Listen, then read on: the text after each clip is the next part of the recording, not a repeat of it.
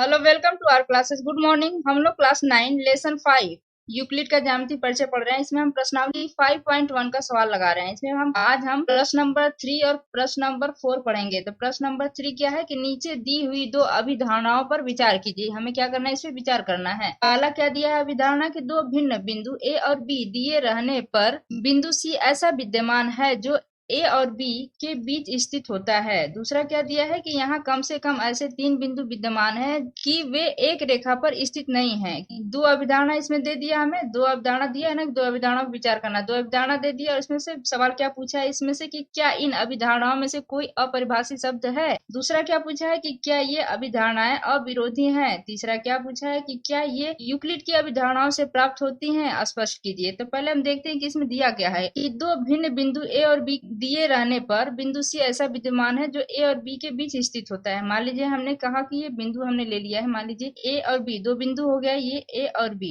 इसमें सी ऐसा विद्यमान है जो ए और बी के बीच स्थित है। तो मान लीजिए सी हम कोई भी लेते हैं, सी तो यहाँ भी हो सकता है, यहाँ भी हो सकता है, कहीं भी हो सकता है। ये सवाल दिया है लेकिन पूर्ण नहीं दिया है। बीच में विद्यमान है तो बीच में कहीं भी हो सकता है। अब यहाँ दिया है कि यहाँ कम से कम ऐसे तीन बिंदु विद्यमान है जो एक रेखा पर स्थित नहीं है। अब तीन बिंदु ऐसे विद्यमान है जो एक रेखा पर स्थित नहीं है। मान लीजिए इसको हम रेखा खींचे हैं तो मान लीजिए तीन बिंदु यहाँ भी हो सकते हैं, यहाँ भी हो सकते हैं, कहीं भी हो सकते हैं कि जो रेखा पे विद्यमान नहीं है। इसमें पहला जो अभिधारणा दिया है कि क्या इन अभिधारणाओं में कोई अपरिभाषित शब्द है। तो हम कह सकते हैं कि दी गई दोनों अभिधारणाओं में कई शब्द अपरिभाषित है। मतलब कि इसे हमें कंफर्म समझ में नहीं आ रहा है कि ये क्या कह रहा है, मतलब कि इसमें कुछ भी हो सकता है। इसलिए हम क्या कह रहे हैं कि दी हुई दोनों अभिधारणाओं में से कई शब्द जो है अपरिभाषित है, इसे पूर्ण रूप से परिभाषित नहीं किया गया। जैसे हम कह सकते हैं कि बिंदु सी का बिंदु ए और बिंदु बी के मध्य स्थित होना। दूसरा क्या पूछा है कि क्या ये अभिधारणाएं अविरोधी हैं। अविरोधी का मतलब क्या है, सही है। मतलब विरोधी होता है तो इसका विरोध करता है, इसका अविरोधी का मतलब क्या, सही है। तो हम क्या कह सकते हैं कि नहीं, ये अभिधारणाएं विरोधी हैं, मतलब कि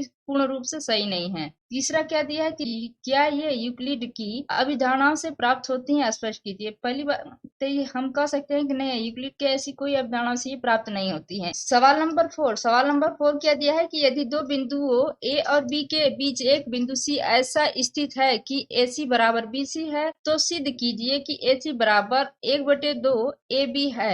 एक आकृति खींचकर इसे स्पष्ट कीजिए। तो देखिए इसमें क्या दिया है, दो बिंदु दिया है, दो बिंदु के बीच में सी स्थित है। तो हम देखते हैं यहाँ पे, मान लीजिए हम यहाँ पे लिखते हैं, देखिए ए दो बिंदु हमने बना दिया, यहाँ पे कर दिया हमने ए, यह बिंदु कर दिया हमने बी, और सी को बनाया हमने कि सी ऐसा बिंदु स्थित है जिससे कि ए सी और बी सी दोनों बराबर हो जा रहे हैं। तो देखिए इसके अगर हम बीचों बीच हम सी बना देते हैं बिंदु सी को, तो जो ए सी की दूरी है इसको इसकी ये दोनों दूरी मान लीजिए ये 2 मीटर है, तो ये भी क्या हो गया, 2 मीटर हो गया। इसलिए हम क्या कर सकते हैं, यहाँ ए सी बराबर हो गया बी सी। ये फिगर हमने बना दिया था, लेकिन इसमें दिया क्या, इसे हम लिख लेते हैं। देखिए यहाँ पे दिया है क्या दिया है, ए सी बराबर है, ए सी बराबर है बी सी। यहाँ से यहाँ तक की दूरी और यहाँ से यहाँ तक की दूरी बराबर हो गई। सिद्ध क्या करना है हमें कि ए सी बराबर हाफ ए बी। तो यहाँ पे हम लिख सकते हैं कि सिद्ध करना है, क्या सिद्ध करना है हमें, ए सी बराबर हाफ ए बी। इसे हम सिद्ध कैसे करेंगे, देखिए हम लिए हम यहाँ पे लिखते हैं उपपत्ति, इसे हम अपने से बना के सिद्ध करना होता है। तो इस पत्ती लिखते हैं, इसके ए सी बराबर दिया है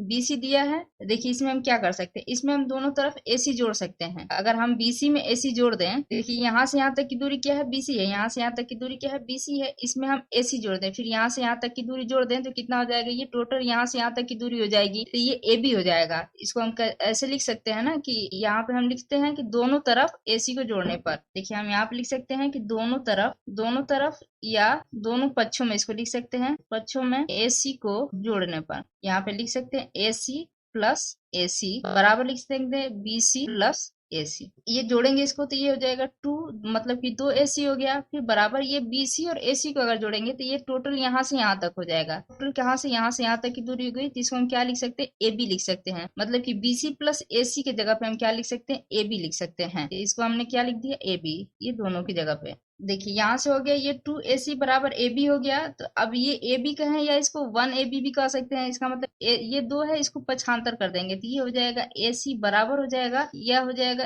1/2 AB। तो ये हमारे सवाल का हल आ गया। मतलब हमने सिद्ध कर दिया AC बराबर क्या हो गया, हाफ AB। देखिए ये जो हमने जोड़ा है ये किसके नियम से जोड़ा है, हमने दोनों तरफ जो है AC बराबर में जोड़ा है। तो ये हमें पता है यूक्लिड के जो अपग्रिद 2 के अनुसार। तो यूक्लिड के अपग्रिद 2 क्या कहता है कि यदि बराबरों को को बराबर में जोड़ा जाए तो पूर्ण भी बराबर होते हैं। यहाँ पे दिया है ना कि AC बराबर हाफ AB स्क्वायर, तो यहाँ पे अगर हम एक नियम और भी लगा सकते हैं, यूक्लिड का अपग्रिड का 7वां नियम। तो यूक्लिड का अपग्रिड का 7वां नियम क्या होता है कि हम यहाँ पे लिखते हैं, यूक्लिड का क्या कहता है कि एक ही वस्तु के आधे परस्पर बराबर होते हैं।